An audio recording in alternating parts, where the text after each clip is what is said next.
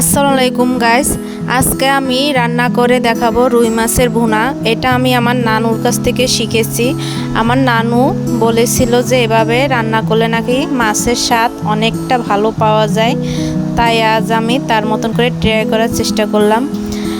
প্রথমত পেঁয়াজ কাঁচামরিচ ভালোভাবে তেলের উপর ভাজি করে নিছি, তার সাথে রসুন এমনকি জিরাও দিয়ে দিছি, তাও বেটে নিলাম পাটায়। আমি ব্লেন্ডার করে না, কিন্তু পাটা বেটে নিলে হয়তো আমার মনে হয় স্বাদটা খুব ভালো আসে। এরপর বাটা হয়ে গেলে এর পাটার উপরেই মাছগুলো দিয়ে একটু হলুদ এমনকি একটু লবণ একটু গুঁড়া মরিচ দিয়ে ভালোভাবে মাখিয়ে নিব।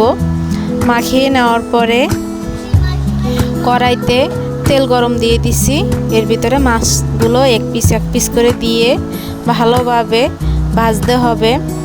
ভাজা হয়ে গেলে দেখুন রাখি দিব এক পাশে, এমনকি সেই তেলের ভিতরেই আলাদা কোনো তেল দিব না, সেম তেলের ভিতরেই আমি সে বাটা মশলাগুলো দিয়ে দেব। বাটা মশলাগুলো দেওয়ার পরে একটু হলুদ দিয়ে দিলাম, হলুদ দেওয়ার পরে একটু গুঁড়া মরিচ স্বাদ মতন লবণ দিয়ে ভালোভাবে কষিয়ে নিব।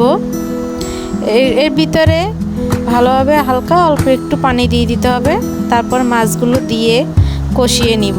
কষানো হয়ে গেলে অল্প একটু পানি দিয়ে দেবো। পানিগুলো দেওয়া হয়ে গেলে তারপর দেখুন ভালোভাবে রান্না হয়ে গেছে। এখন আমি পরিবেশন করছি, দেখুন কত সুন্দর একটা কালার আসছে। আসলেই রান্নাটা খুব মজাদার হয়েছিল। ভালো লাগলে কমেন্ট করে জানাবেন।